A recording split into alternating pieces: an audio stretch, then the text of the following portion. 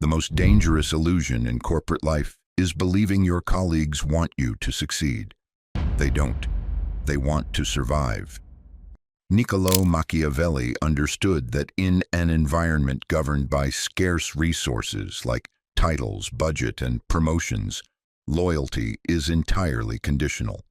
When you treat a coworker as a confidant, you violate the fundamental rule of court politics.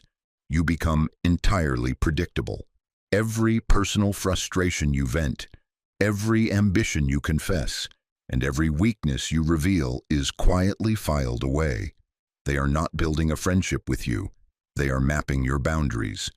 Let's be entirely clinical about the modern office. You have been giving away your professional edge because you confuse proximity with an alliance. You think because you share a lunch table or a Slack channel, you share a mutual bond. But the workplace is a highly competitive court. Machiavelli warned that human beings are naturally short-sighted and easily swayed by immediate self-interest. Your peers will smile to your face while quietly measuring your vulnerabilities to protect their own position. By treating your colleagues as intimate friends, you hand them the exact data they need to one day bypass you when power changes hands. You are treating a political arena like your personal living room. By the end of this video, you will not view your workplace with paranoia. You will view it with strategy. You will discover the 3 specific personas your colleagues use to exploit your trust, and the precise Machiavellian rule of strategic withdrawal required to build an unassailable professional boundary. You are about to learn how to keep your intentions completely opaque, strip emotional validation from office competitors, and turn professional distance into your ultimate leverage. Rule number 1. The power of keeping quiet. Your attention and your words are like money. The moment you throw them around carelessly at work, you end up broke. Machiavelli wrote that real authority belongs to people who are hard to read.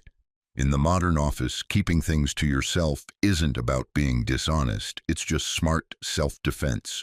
Most workers make the mistake of thinking that telling everyone everything builds trust.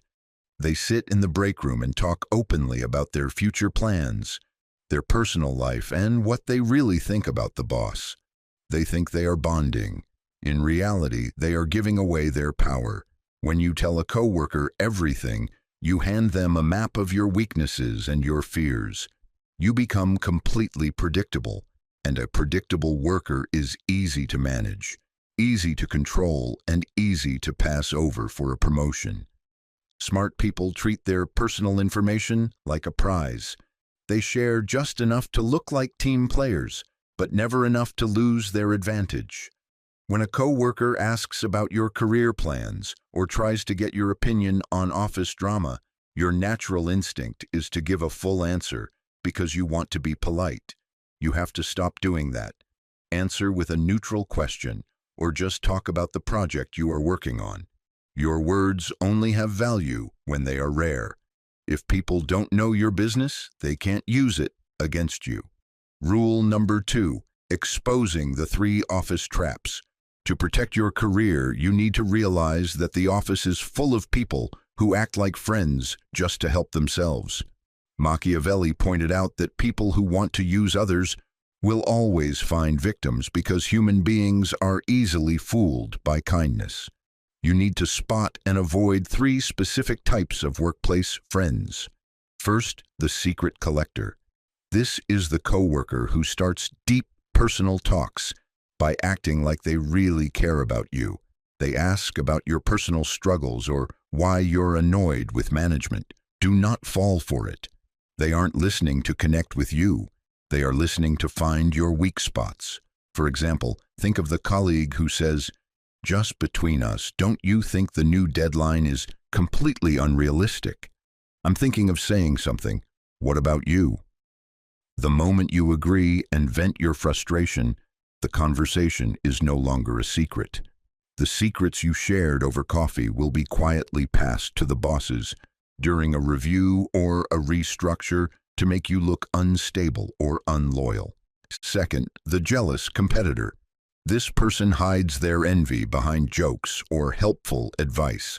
They will congratulate you on a big win in public, but follow it up with a small, sharp comment meant to lower your value. Imagine you just finished a massive presentation, and this person walks up, smiles, and says, "Great job on that speech. It's so lucky the bosses didn't notice that the data on slide 5 was a bit outdated." Machiavelli warned that jealousy rarely shows its face openly. They use these hidden jabs to make you doubt yourself and shake your confidence, all while pretending to look out for you. If you treat this person like a close friend, you let them get close enough to mess with your head. Third, the office vampire. This is the colleague who is always in a crisis, always dumping their work on your desk, and always begging for help in the name of teamwork. They play the victim constantly, saying things like, "I'm so overwhelmed with this project, and I know you're the absolute expert at this. Could you just take a quick look at it for me?" Before you know it, their entire task is now your responsibility. They steal your time and your energy while doing absolutely nothing to help you move forward. They count on your guilt to keep doing it. You have to cut them off. Treat their constant drama with total indifference and let them handle their own problems while you focus on your own goals. Rule number 3, stepping back at your desk. The final rule for surviving the workplace is learning how to step back. Most people get this completely wrong. They think setting boundaries means becoming cold, mean, or refusing to talk to anyone. That is a massive mistake that will get you labeled as difficult to work with, and it will make you a target. Real power is much quieter. It means doing an amazing job and being helpful, while completely disconnecting your emotions from the social scene at work. Machiavelli knew that when something is rare, its value goes up. When you are always available, always answering messages in 2 seconds, and always showing up to every optional office happy hour, you become cheap and predictable. People take you for granted. To build your shield of indifference, you have to stop caring about what your coworkers think of you. When drama starts in your department or when gossip spreads, the old version of you would have jumped in, picked a side, or tried to defend yourself. The smart version of you does absolutely nothing. You let the office politics play out without you. You work well with others on projects, but the moment the work is done, you pack up and focus back on your own path.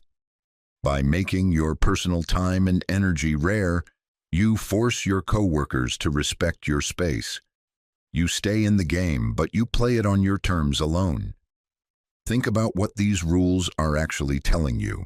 This isn't about hating your coworkers or causing drama at your desk. It is about building a shield around your energy and your career. You don't need to change how the whole company runs. You just need to change how you show up. When you stop giving away your secrets, keep your personal life private, and refuse to get sucked into office gossip, the power dynamic shifts. You stop being someone they can easily push around or predict, and you become someone they have to respect. The corporate world will always put its own interests first, but it respects people who have strong boundaries. Stop treating the office like your living room. Be polite, do a great job, but keep your distance.